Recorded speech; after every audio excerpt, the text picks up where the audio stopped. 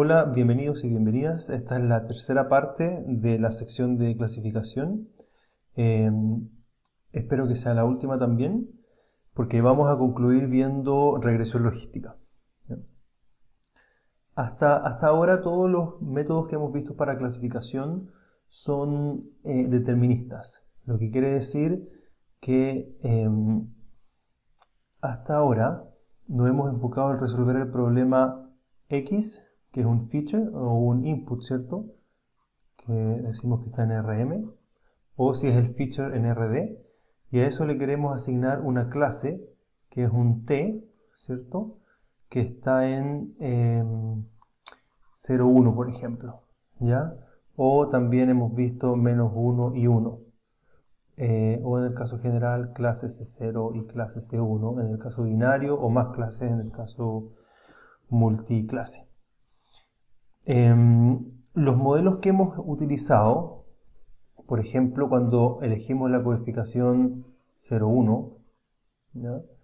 Como los modelos que hemos visto en general son modelos lineales, nunca nos dan el 0 o el 1, ¿cierto? Nos dan 0, algo, entonces después hay un threshold, un umbral, que de alguna forma mapea esta respuesta a la elección de clase, ¿no? La corta en 0 si es menor que 0, por ejemplo, o la corta en 1 si es mayor que 0. Entonces, el hecho de que nuestro modelo ya esté entregando una cantidad continua nos motiva a construir un clasificador que directamente entregue la probabilidad de que la entrada sea clase 1 y la probabilidad de que la entrada sea clase 2. En el caso binario eso es fácil, ¿cierto? Porque la probabilidad que sea clase 2 es 1 menos la probabilidad que sea clase 1. Entonces solamente nos enfocamos en construir un clasificador que nos diga con qué probabilidad el input es clase 1. Entonces nuestro objetivo va a ser ahora, en esta parte, nuestro objetivo va a ser construir un modelo que nos entregue la probabilidad de ser clase 1, por ejemplo, dado X, ¿no? Y esto lo tenemos que parametrizar de alguna forma, ¿cierto? Entonces va a haber un modelo que se llama regresión logística.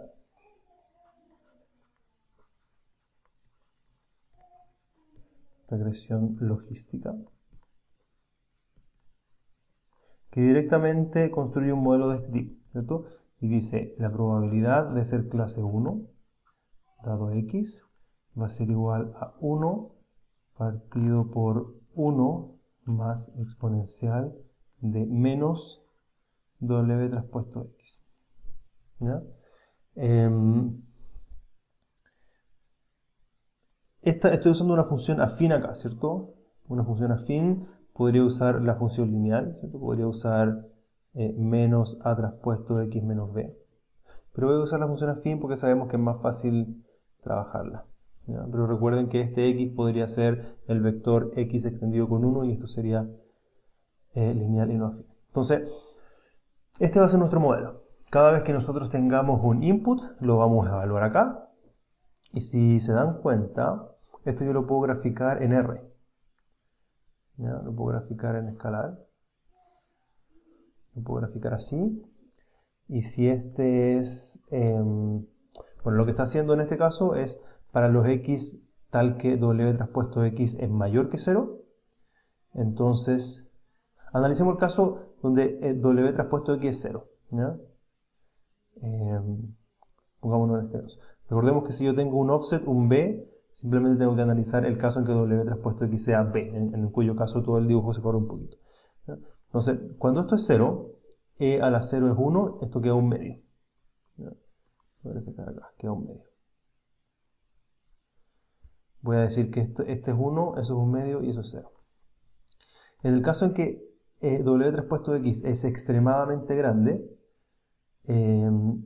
positivo, con el menos esto queda extremadamente negativo, ¿cierto? Esto se convierte en 0 y queda 1. Entonces, sé que hacia la derecha de esta línea, esto tiene que tender a 1. Sé que pasa por aquí por acá debería llegar a 1, ¿cierto? Y cuando W traspuesto X es muy grande pero negativo, alta magnitud pero negativo, la exponencial explota, ¿cierto? Se va a infinito y esto queda 0. O sea, ¿ya? Entonces esta función es algo como de ese tipo. No, me quedó mal, qué mal. Algo así. Es algo así.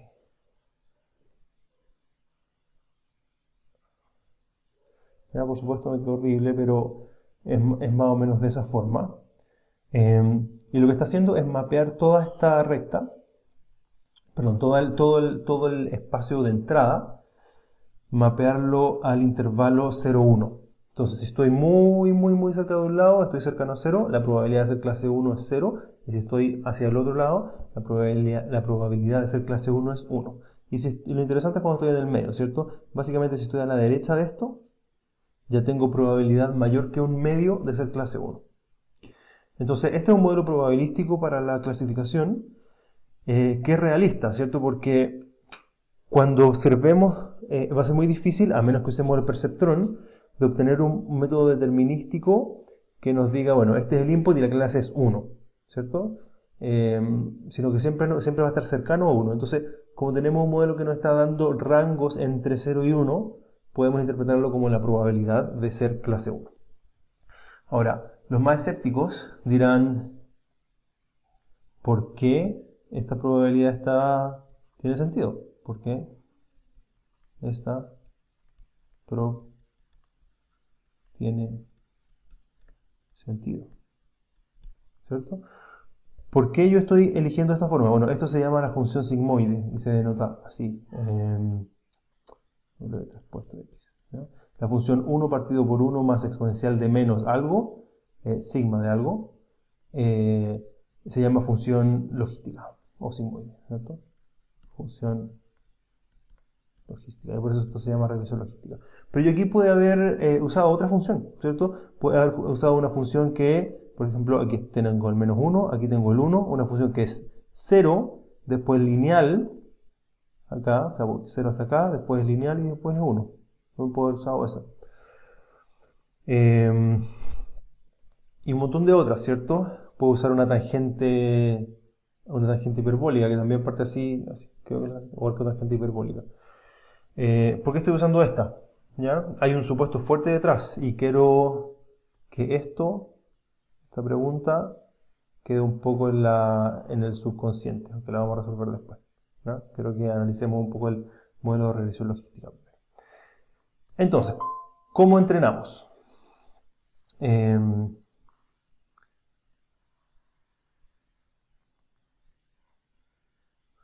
¿Cómo entrenamos la regresión logística?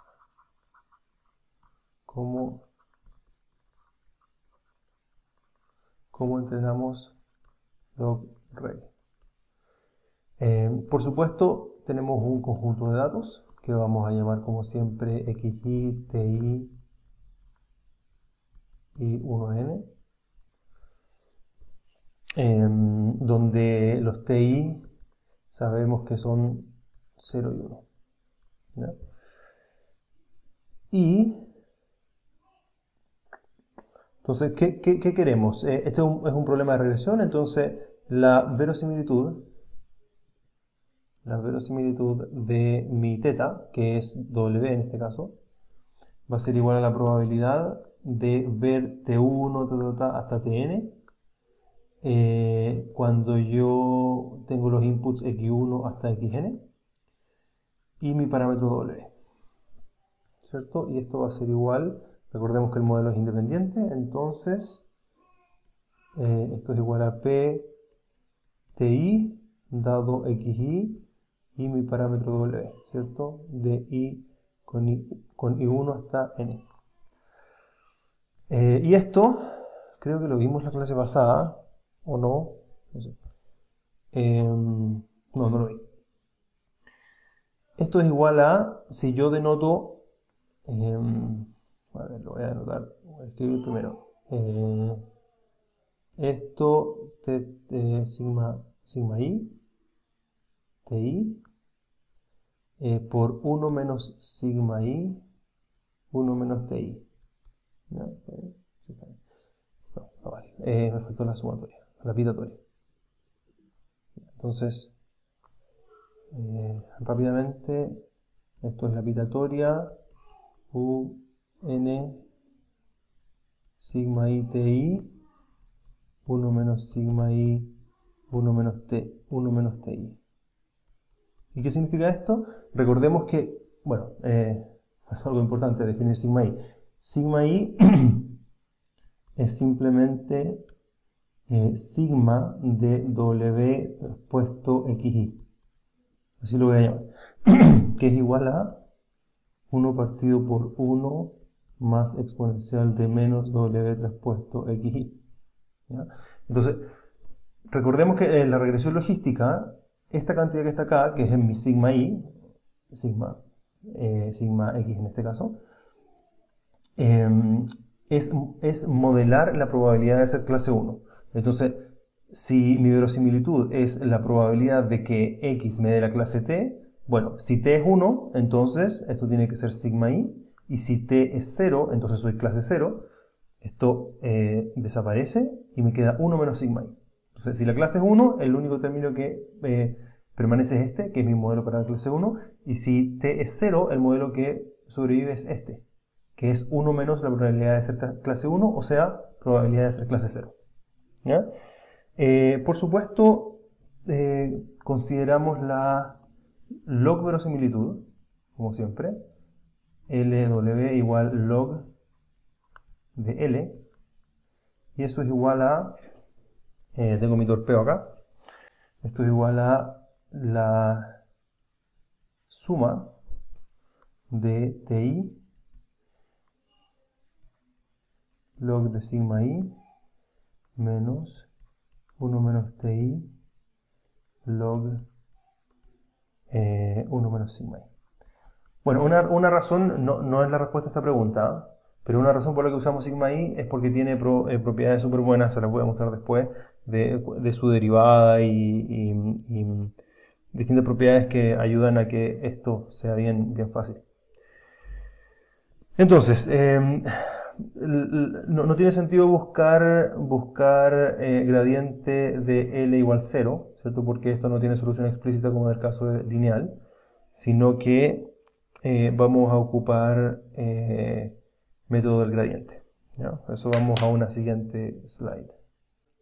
Esta es nuestra función de costo para la regresión logística, ¿cierto? No lo dije, estamos en... Esto es log verosimilitud para la regresión logística. ¿Ya? Entonces, no podemos resolver gradiente de esto igual 0, pero vamos a calcular el gradiente de todas formas porque vamos a ocupar un método del gradiente, ¿cierto?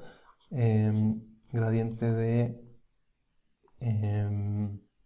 log L a W es igual a la suma igual 1. Estas sumas son todos desde I1 hasta N, por supuesto, de TI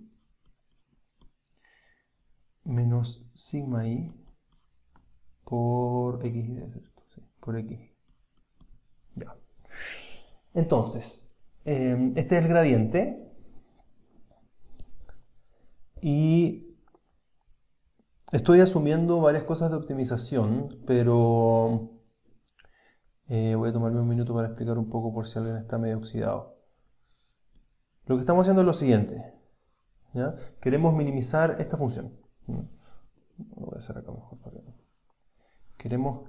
esto es un recuerdo. ¿Ya? Queremos minimizar una función de este tipo. En el caso de la función del modelo lineal, la función tenía esta forma. Y uno encontraba directamente el mínimo imponiendo, si esta función es j, yo impongo dj igual 0, soluciono esa ecuación y la única parte donde esto es 0 es en su mínimo. En este caso, estamos ante la presencia de un j que no tiene esa forma. ¿ya? Entonces vamos a suponer que tiene cualquier forma, es así, ¿ya? Entonces yo no puedo resolver gradiente de j igual 0, lo cual en este caso me daría eso, no sé, eso, ¿no? No lo puedo resolver. Entonces lo que voy a hacer es, voy a calcular gradiente de j en cada punto. Entonces, ¿qué significa eso? Por ejemplo, cuando estoy acá, veo acá, evalúo j, estoy aquí, evalúo el gradiente de j. En este caso el gradiente de j está hacia allá, porque hacia allá la magnitud de j, perdón, está hacia el otro lado, está hacia allá. No sé si tiene sentido que apunte cuando me estás mirando a mí, no sé a qué lado estoy de la figura. Pero bueno, en este caso el gradiente de j está hacia allá. ¿Ya? Entonces, si yo quiero buscar el mínimo, lo que tengo que hacer es moverme en contra del gradiente. ¿Ya? Por supuesto, todo lo que estoy diciendo, multiplíquenlo por menos 1, porque esto es un problema de minimización y acá yo tengo que resolver un problema de maximización, porque quiero maximizar la probabilidad o maximizar la log verosimilitud, ¿ya? Pero si le pongo un menos, inmediatamente vengo a este caso. Entonces, en este caso el gradiente de j está hacia allá y yo quiero buscar el mínimo. Entonces, si sé que el gradiente de j está hacia allá, me voy a correr hacia el sentido contrario. Estoy acá. Aquí vuelvo a evaluar, estoy acá. Ok, y calculo el gradiente sigue estando hacia allá. Entonces me vuelvo a correr un poco más a la derecha. Ahora vuelvo a evaluar, evalúo j, ok, evalúo el gradiente y el gradiente es 0. Listo, llegué a un mínimo. Por eso calculo el gradiente, por si alguien está un poco oxidado o no sé, en una de esas alguien no toma optimización. Bueno, entonces, el gradiente de esta función, bueno, ahora tenemos que entender otra cosa. Esta función, como yo la dibujé acá, es una función teórica, ¿cierto? Es la función del costo de asociar mi modelo candidato con mis parámetros al modelo real. Ahora, el modelo real no lo conozco, ¿cierto? Entonces esta función yo ni siquiera la puedo evaluar, porque no la conozco. Entonces lo que hago es evaluar empíricamente esta función como una suma de las muestras que tengo, ¿ya? Es una versión aleatoria de la función de costo, que está dado por justo los datos que vi. Si yo hubiese visto otros datos en el mismo experimento, mi función de costo habría sido ligeramente distinta. Entonces yo puedo hacer otra cosa, y es no tomar efectivamente todos los elementos de la función de verosimilitud. Puedo ir tomándolos de a uno. Porque estos son n términos y cada término corresponde a un dato. Entonces puedo tomar el término que corresponde al dato 1, el término que corresponde al dato 2, el término que corresponde al dato 3, así de forma secuencial, como hacíamos con el criterio del perceptrón.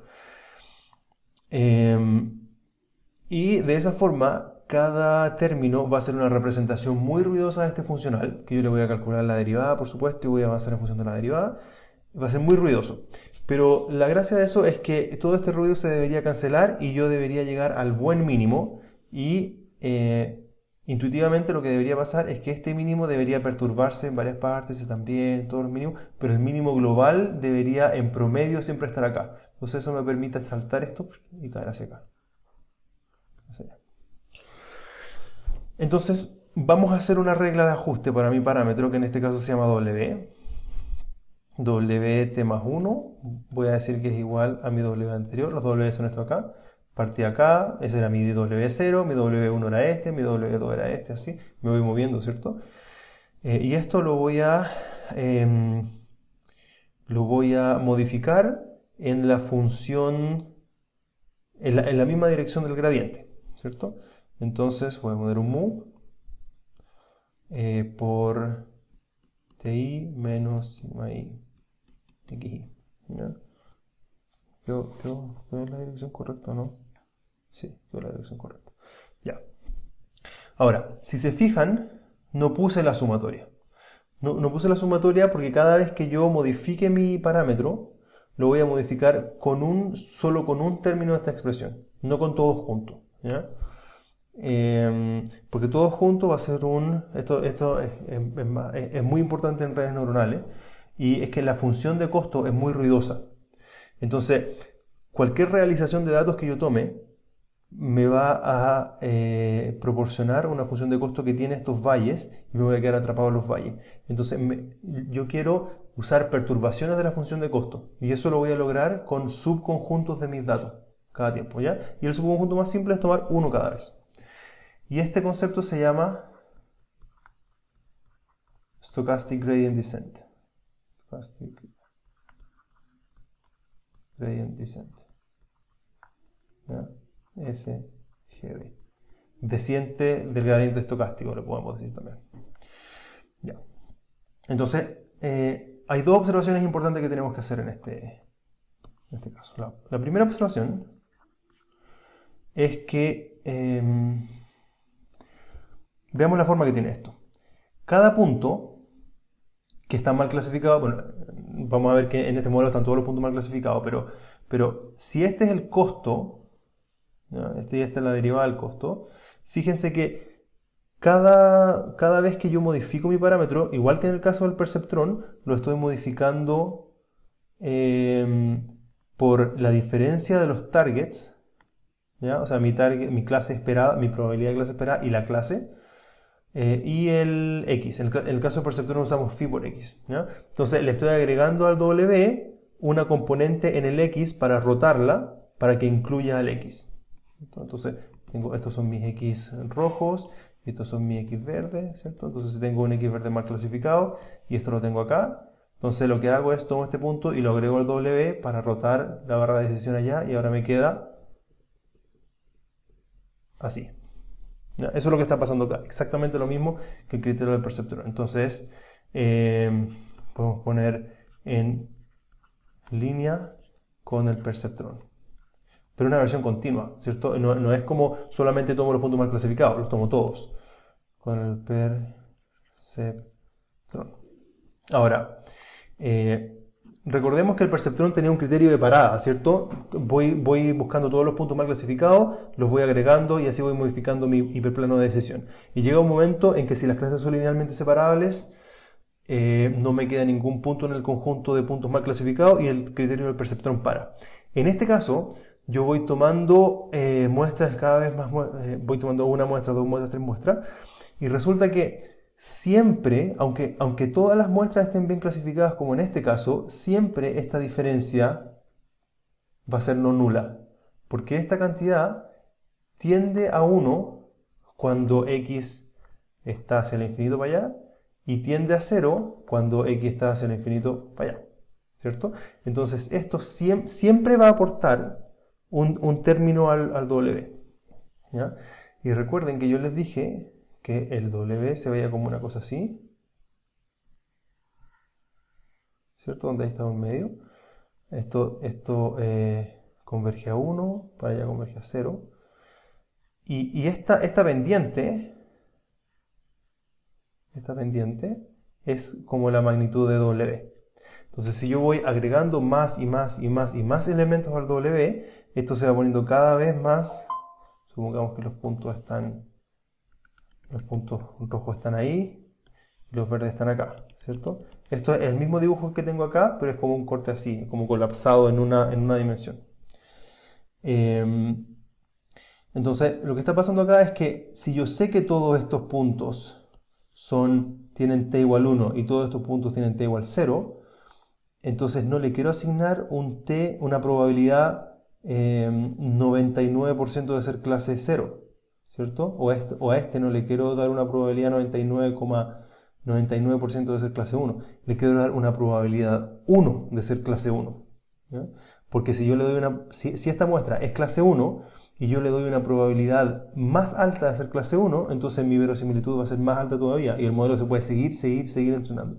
Entonces, esto llega a un punto catastrófico en el cual la regresión logística quiere hacer esto, ¿ya? Y en ese caso la magnitud de W es infinito. Entonces, en el límite es inestable y para la regresión logística necesitamos usar un criterio de parada. Por ejemplo, cuando las muestras ya no cambian, cuando las probabilidades ya no cambian.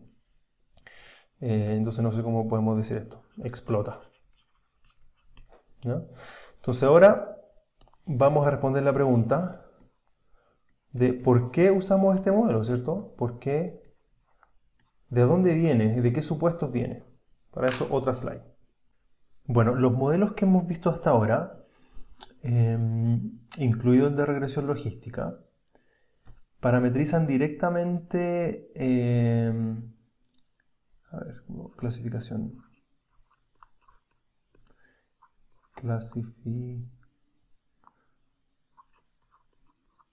Clasificadores hasta ahora han sido del tipo de modelar la relación de X hacia T o de X hacia Y, ¿cierto? Recibo un X y quiero construir un clasificador que es función de X que va a aproximar T. Incluso en el caso probabilístico que acabamos de ver, de regresión logística, ¿cierto? En donde lo que uno modela es la probabilidad de ser clase K o 1 o 2 o lo que sea, dado X, ¿cierto? Sigue siendo como una función que va desde X a algún espacio. Esto es conocido como un modelo discriminativo. ¿Ya? Esto va mucho más allá de la clasificación. Este es un concepto más general. ¿Ya? Es un modelo discriminativo, ¿por qué? Porque al obtener un X nuevo, yo tengo que elegir si es clase 1 o si es clase 2. ¿Ya? Yo tengo que discriminar entre clases. Por supuesto, esto parece como un poco ciego, ¿cierto? Pero si yo digo, ¿sabes qué? Tengo clase roja y tengo clase azul y tengo un nuevo punto, este que está acá. Discrimina si es clase 1 o clase 2. Entonces, uno por supuesto no está tomando de un punto, sino dice voy a dividir el espacio para todos los puntos. Para cualquier punto lo voy a discriminar, todos los puntos que están a este lado son clase azul, los puntos que están al otro lado son clase rojo. Por eso es un modelo discriminativo. Existe otra clase de modelo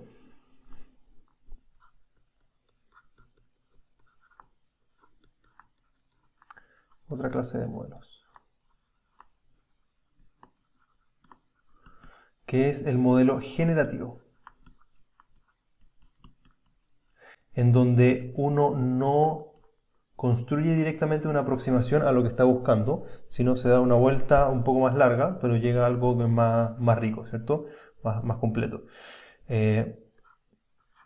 Son modelos que generan todas las variables que están involucradas en el problema. En este caso es un modelo generativo para X y para T. Lo cual mediante la marginalización yo puedo obtener la probabilidad de T dado X. Aquí en este caso T y CK es lo mismo. Por P de X. ¿Cierto? Así puedo construir la que estoy buscando. Entonces es algo un poco más general, porque incluye la densidad discriminativa, pero además necesito otra cosa, ¿ya? Que es la probabilidad de generación de los datos. Y en nuestro caso, en el caso de regresión y de clasificación y de regresión lineal, nunca hemos hablado de la probabilidad de los datos de entrada, ¿ya? Siempre han sido datos y condicionantes. Entonces, por supuesto, si queremos implementar esta idea y ver en qué resulta, tenemos que asumir una distribución para X. Entonces, en particular, si nosotros queremos encontrar la probabilidad, entonces, a ver, acotemos esto un poco, en clasificación, luego le podemos llamar clasificación probabilística, asumiendo un modelo generativo, yo puedo decir que esta clasificación probabilística es P de C 1, supongamos el caso binario, P de C1 dado X. ¿Ya? Esto es igual, por el teorema de Bayes, a la probabilidad de X dado C1, ¿cierto? Por PC1 partido por Px. ¿Ok? recordemos que tengo un modelo generativo, ¿ya? Esto es igual a P de X dado C1 por P de C1 partido por P de X, ¿ya? Pero puedo usar regla de probabilidades totales y decir que P de X dado C1, perdón, P de X es P de X C1 P de C1 más P de X dado C2 P de C2. Lo cual yo puedo ordenar un poquito, dividir por P de X dado C1 P de C1 y decir que esto es igual a P de X dado C2 P de C2 partido por P de X dado C1 P de C1 1. ¿Ya? Entonces puedo decir que esto es 1 partido por 1 más exponencial de menos r, donde r es igual a menos el log de esto o log de eso al revés, ¿cierto? Es P de X dado C1, P de C1, partido por P de X dado C2, P de C2. No sé si me quedaron al revés. No, también, ya. Ok, entonces la pregunta es, ¿de dónde viene la regresión logística? Bueno, la respuesta corta es de aquí, ¿ya? Es de una clasificación probabilística en donde yo elijo este modelo generativo, ya voy a decir cómo lo elijo, ¿cierto? Porque si yo cuento con un modelo generativo de este tipo, yo puedo marginalizar y encontrar P de T dado, P de... No sé si esto los confundió un poco, pero esto yo puedo decir que esto es C, ¿cierto? Solamente quise cambiar un símbolo. Entonces, si yo tengo el modelo generativo para X y C, o sea, es un modelo de probabilidad conjunta, tanto para la generación de X como para la generación de sus clases de forma conjunta. Y eso va a permitir construir un modelo P de T dado C, P de C dado T, P de X, todo. ¿Ya?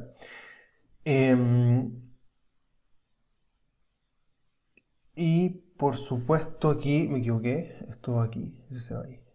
Ese, ya. Entonces, si cuento con este modelo generativo, entonces puedo encontrar el modelo discriminativo, ¿ya? Que es lo que estaba diciendo acá. El modelo discriminativo está dado por lo siguiente: hago teorema de Bayes, ley de probabilidades totales, voy de aquí para allá, y me queda esta expresión. Ahora, muchos de ustedes me podrán decir, esto no significa nada, lo único que hice fue un poco de álgebra o aritmética, dar vueltas cosas de aquí por allá y tiré todo a un rincón y dije como esto está vacío. Claro, por supuesto, esto en realidad, esta expresión puede ser cualquier cosa porque yo esfuerzo el 1 partido por 1 más exponencial de menos r y echo como toda la basura aquí adentro. Entonces, la pregunta ahora que realmente hay que hacerse es ¿para qué elecciones de P de X dado C1 y P de C1, al mismo tiempo P de X dado C2 y P de C2, ¿para qué elecciones de estas cantidades, que es equivalente a decir para qué elección del modelo generativo, esto tiene la forma menos AX menos B? ¿Ya?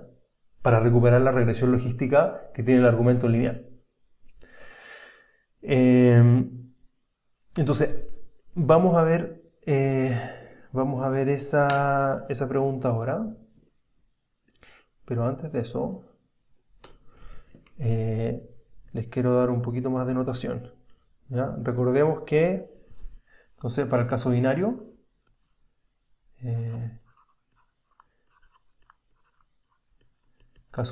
dijimos que P de C1 dado X es igual a 1 partido por 1 más E a la menos R. El R en la slide anterior, ¿cierto? Y a esto le llamo regresión logística. Y en el caso multiclase, P de CK dado X es igual a, por supuesto, P de X dado CK, P de CK, partido por la suma, partido por P de X, ¿cierto? Partido por P de X. Pero por ley de probabilidades totales también yo puedo decir que P de X es la suma de P de X dado CJ por P de CJ. ¿Ya? Y esto es igual a la exponencial de, ¿cómo lo voy a llamar? SK partido por la suma de las exponenciales de SJ, donde SJ es el logaritmo de PXCJ PCJ. Y tal como esto se llamaba regresión logística, esta función, ¿saben cómo se llama? Bueno, softmax. ¿Ya? Que es la generalización de la regresión logística, viene de este mismo concepto también. Y recuerden que esto es P de CK, ¿cierto? Si yo varío K, tengo para K clases tengo K de estos elementos, y al transformarlo de esta forma, en realidad lo que tengo son probabilidades. Entonces, cuando vean por ahí, voy a usar regresión logística o voy a usar una función softmax porque tengo un vector de n cantidades y lo quiero convertir en un vector de probabilidades, entonces voy a multiplicar cada una por voy a calcular la exponencial de cada una y al final dividir por la suma de todas las exponenciales para que integre 1. Bueno, sí, es súper fácil usarlo sin saber de dónde viene, ¿cierto? Porque cualquier cosa que yo la convierta en algo positivo con la exponencial y divida por la suma es una distribución de probabilidad en este conjunto finito de símbolos, ¿cierto? Pero de dónde viene el softmax y de dónde viene la regresión logística, viene de esta formulación, de asumir un modelo generativo que tiene estas cantidades específicamente. Entonces, ahora, ¿cómo construimos? Porque ya, esto fue un paréntesis de notación, ¿cierto? La pregunta que me importa, voy a volver atrás una slide. La pregunta que me importa es esta. Cuando yo obtengo un modelo generativo para clasificación como esto, puedo obtener el modelo discriminativo equivalente a la regresión logística. Entonces quiero saber para qué elecciones de estas cantidades que están acá, de PC1, de PC y de PX dado C, me dan esto que es lineal. Entonces, necesito definir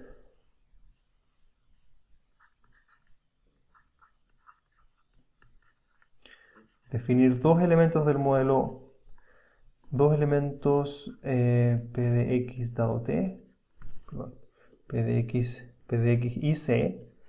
Esto es P de X dado C por P de C. Entonces voy a definir dos elementos. El primero, que es este, P de X dado C, que se va a llamar probabilidad condicional de clase. ¿Ya? Y el otro elemento es P de C, que es probabilidad de clase. Simplemente. ¿Ya? Entonces fíjense que para resolver el problema de regresión logística, esto ya es como lo más, o sea, es un súper buen ejemplo de construcción de modelos generativos e inferencia bayesiana, porque lo que nosotros realmente queremos descubrir con esta metodología es la regresión logística, ¿cierto? Es un modelo probabilístico para asignar clases. Tengo un X y yo quiero saber cuál es la probabilidad de que sea clase 1 o clase 0. ¿Ya? Pero lo que estoy haciendo es modelar precisamente lo contrario. Lo que estoy haciendo es modelar esto, que si yo supiese cuál es la clase, entonces voy a modelar cómo distribuye X. ¿Ya? Si sé que la clase es 1, entonces X debe distribuir acá. Y si la clase es 2, entonces X debe distribuir acá. ¿Ya? Entonces estoy modelando las clases y después voy a hacer inferencia bayesiana, que es lo que el desarrollo que hicimos en la slide anterior, para ver cuál es el discriminador entre clase. Entonces, la probabilidad de clase es simplemente un parámetro que voy a denotar pi. ¿Ya? Pi es la probabilidad. Perdón, me faltan los símbolos acá. Entonces, tengo que definir 1 arriba y 2, ¿cierto? Voy a partir por el 2, que es más fácil. Voy a decir P de C1, estamos en el caso binario, va a ser igual a pi. ¿Ya? que está entre 0 y 1. Una probabilidad. Entonces eso automáticamente me dice que la probabilidad de ser clase 2 es 1 menos pi.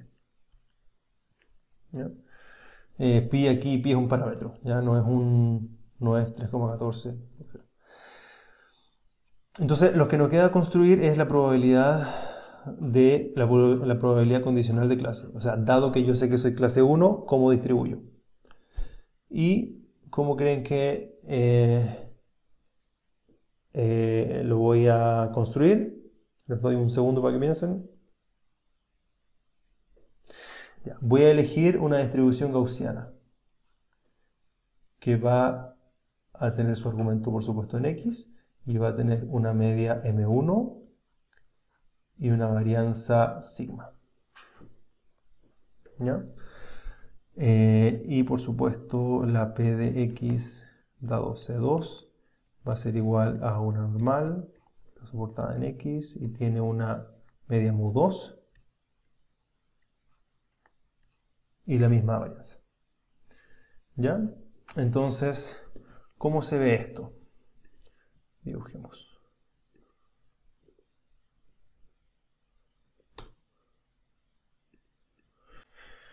Lo que estoy diciendo es que, no sé, modelo generativo clasificación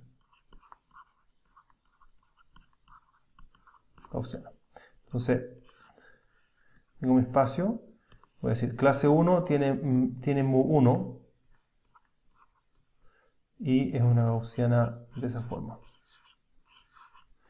Y mu2 voy a asumir que está acá y es una gaussiana de esta forma. ¿Ya? Estoy tratando de que sea muy parecido al dibujo, ¿cierto? Lo único que cambia es la media. La mu1 está acá, mu2 está acá y la forma es la misma porque dije que tenían la misma gaussiana. Entonces recordemos que R era igual al logaritmo de la probabilidad de ser, se me olvida el orden, la probabilidad de que x, probabilidad de x dado C1 por probabilidad C1 partido por probabilidad de x dado C2 PC2. ¿Ya? Esto es igual al log de la probabilidad de que x dado C1, voy a escribir probabilidad de x dado CI, ¿cierto? Para i igual 1 y 2. Eso es igual a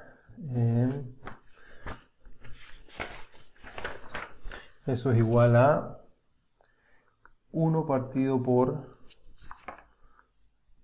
2 pi de medios, sí, de medios, determinante de esta matriz de covarianza elevado a un medio por la exponencial de menos un medio x menos mu i traspuesto sigma a la menos 1 x menos mu i.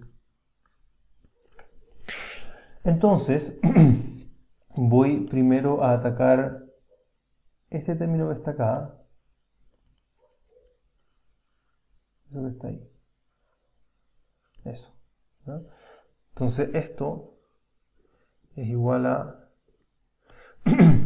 por supuesto tengo esto mismo para x1 para c1 y esto mismo dividido, perdón, esto para i igual 1 dividido por eso mismo para i igual 2. Entonces esto que está acá se va y queda solamente la exponencial de la resta de lo que está adentro.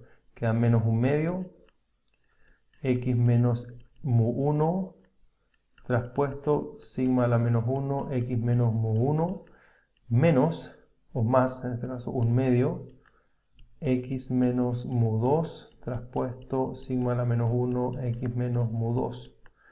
Y ahora me queda el otro término, que es la probabilidad de clase, que es lo que está ahí, ¿cierto? Y eso ya sé que es por pi partido por 1 menos pi. ¿Ya? Entonces veamos qué pasa acá. Esto recordemos que yo lo quiero como función de x, ¿cierto? Entonces, como función de x, veamos dónde sale x. Sale un x ahí, sale un x ahí, sale un x ahí, y sale un x ahí. ¿Ya? Todo lo demás son constantes. Yo quiero saber cómo depende esto de x. Recordemos que esto es una red de x. ¿Ya? Entonces veamos, esto a simple vista es una función cuadrática, bueno, adentro del logaritmo. Adentro del logaritmo es una función cuadrática. Pero veamos cuál es el elemento de orden cuadrático, ¿cierto? Para x es menos un medio x sigma a la menos 1x más un medio x sigma a la menos 1x. Entonces realmente no es cuadrático. Es lineal, porque la parte cuadrática se elimina. Entonces esto está un poco desordenado acá. Esto es igual a el logaritmo de la exponencial de una función lineal. O sea, es una función lineal. Esto es a traspuesto x más b. Y el b, de hecho, absorbe esto, el logaritmo de esto. ¿No?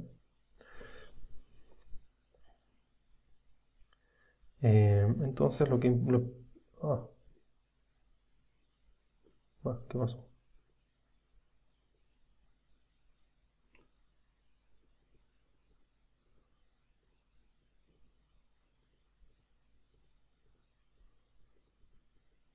Ahí.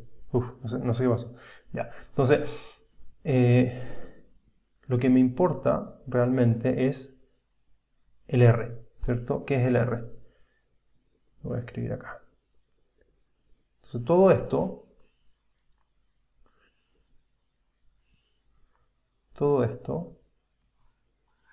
para decir que Rx es igual a traspuesto x más b, ¿cierto? Porque R es el logaritmo de esta expresión que está acá. Esta expresión es una exponencial con un argumento cuadrático donde el orden cuadrático se elimina. Estos son constantes. Y A es igual a, y B es igual a... Esto ya es como copiar un poco el apunte, pero A es sigma a la menos 1 mu 1 menos mu 2. Y B es más fea. B es 1 medio mu 1 sigma traspuesto mu 1 más mu 2 sigma... No traspuesto, perdón, a la menos 1. A la menos 1 sigma a la menos 1 mu 2 más el logaritmo de pi partido por 1 menos pi. ¿Ya? O sea,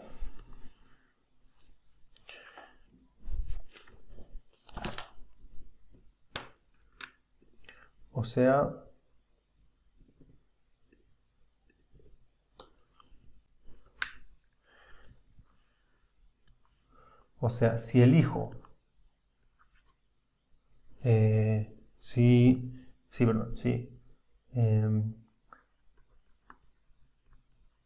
si asumimos el siguiente modelo generativo, P de x, C igual P de x dado C, P de C, donde esto es normal y esto es constante, entonces P de C dado x, que es el modelo que estoy buscando, es igual a la regresión logística. ¿Ya? De ahí viene la regresión logística. Entonces ahora la gran pregunta es ¿cómo entreno este modelo?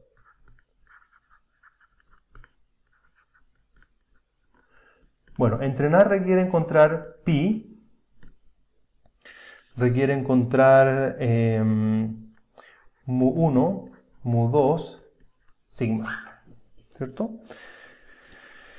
¿Y cómo lo hacemos? Bueno, maximizando la función de verosimilitud, ¿cierto? O de log verosimilitud, donde la log verosimilitud,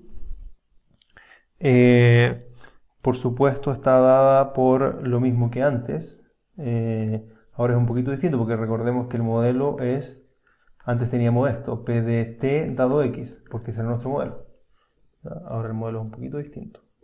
Ahora el modelo es t, x dado mu 1, mu 2, sigma, pi. 1. ¿Ya? Y esto es igual a es igual a pi y 1 n. Esto es igual a p de... perdón, me da como poner c, o sea t, voy a poner c, clase. ¿Ya? Esto es igual a p de x dado c 1 por p de c1. Perdón, estaba bien lo que había hecho antes, porque la notación que estamos usando es que t son mis datos. Entonces, esto es la probabilidad de que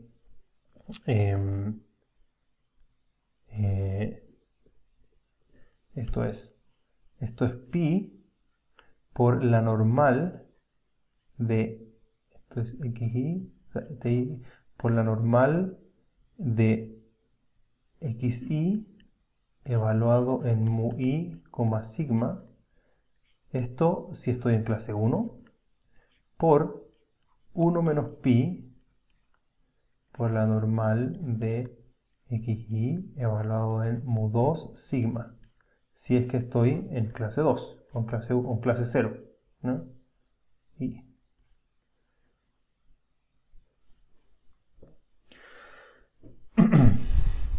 bueno, entonces esto es la verosimilitud, no la log verosimilitud. Y por supuesto con esto yo encuentro la log verosimilitud.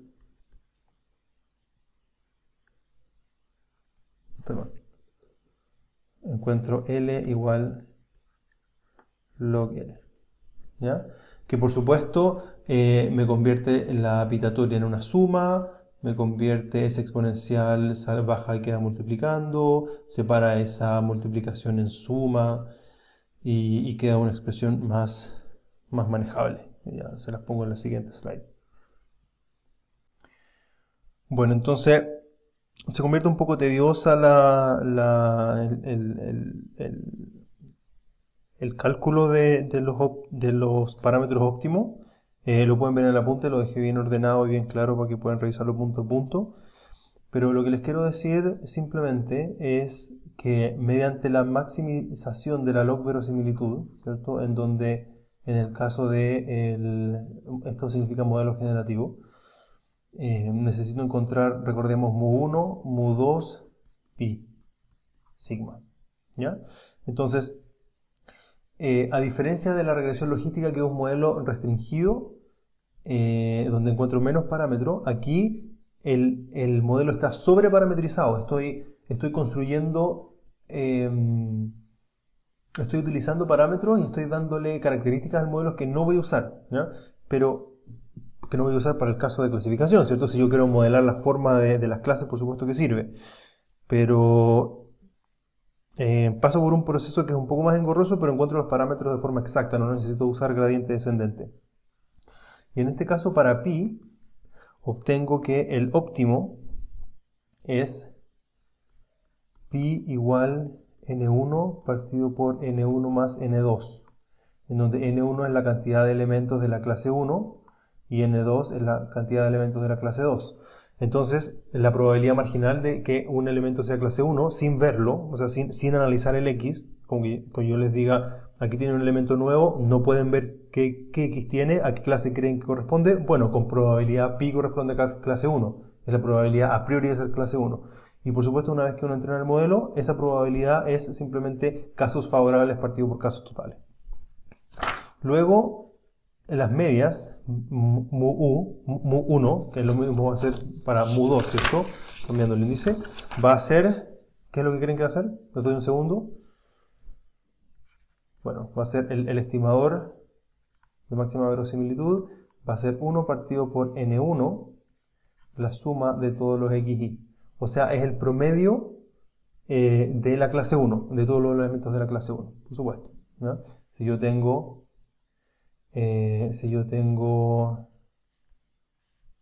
elementos clase 1 y elementos clase 2 y quiero saber cuál es el estimador de máxima verosimilitud de la media, por supuesto que es la media muestral, ¿cierto? Y las alturas de las distribuciones, que es el pi, por supuesto que va a ser el peso de todas esas muestras relativas a la suma de todas las muestras. ¿Y qué creen que va a ser el sigma? Bueno, si cada uno tuviese su sigma, es obvio que el sigma sería el sigma muestral de cada uno. Pero estoy asumiendo que tienen el mismo sigma. Entonces el sigma va a ser una combinación, va a ser el promedio ponderado entre los sigmas muestrales de ambas, ¿cierto? Donde los ponderadores son las cantidades de muestras que tiene cada uno. Eso podría quedar de tarea, pero es puro álgebra. No sé si nos ayuda a entender algo. Bueno, entonces ahora, para cerrar, ¿qué vimos? Vimos regresión logística, ¿cierto? Vimos regresión logística, ¿ya? Lo que es más importante para mí es, vimos de dónde viene, vimos por qué usamos la regresión logística. Usamos regresión logística, ¿ya? ¿Por qué la sigmoide? ¿Por qué 1 partido por 1 más exponencial de menos una función lineal? Por supuesto, ahora tenemos la intuición de que si asumimos que estas varianzas son distintas, ¿cierto? Voy a ir al 2 slides atrás.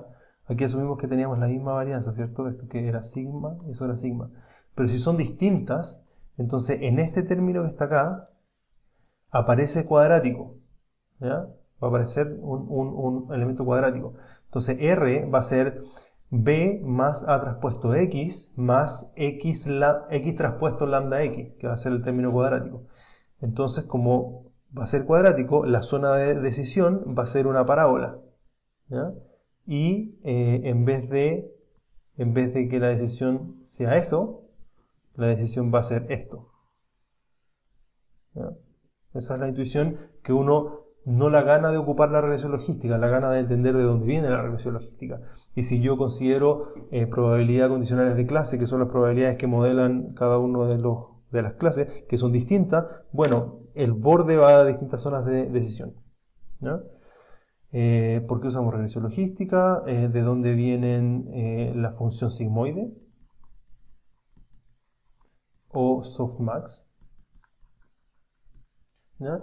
Y las ventajas del modelo probabilístico es que tiene inferencia en forma exacta, ¿cierto? El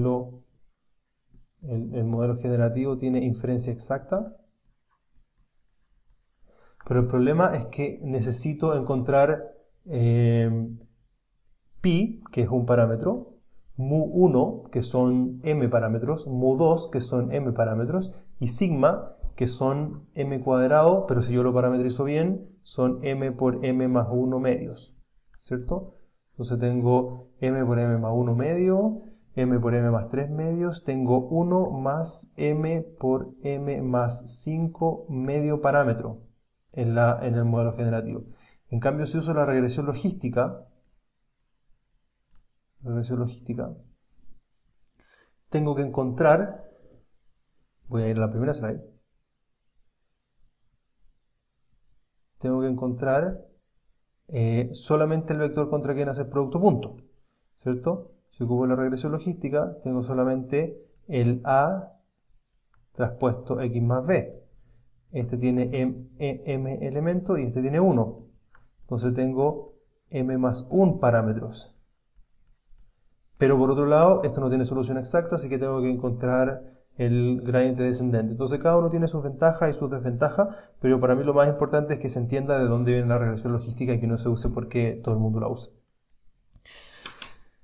Creo que eso es todo lo que tengo que decir por la clase de clasificación. Bueno, cerramos un capítulo de clasificación. Ahora mi idea es ir a Support Vector Machines y redes neuronales para que podamos hacer ejemplos con datos súper interesantes. Y con esto, como cerramos una etapa, viene la tarea 3. Así que pronto vamos a tener una hora de consulta para ver cómo lo hacemos con esta tarea y para ver cómo van con el proyecto.